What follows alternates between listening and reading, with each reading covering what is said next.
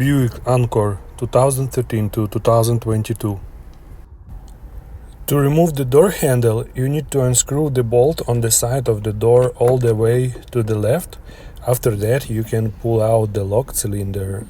To remove the handle itself, turn that same bolt back to the right almost all the way in. Then pull the handle to the right and toward you to release it. If you need to remove the inner plastic handle housing, slightly unscrew the bolt under the handle and push the mechanism inside the door. From the inside, you will need to disconnect two metal rods. One can be removed by simply releasing the yellow plastic clip at the bottom, and the second one by rotating the mechanism itself.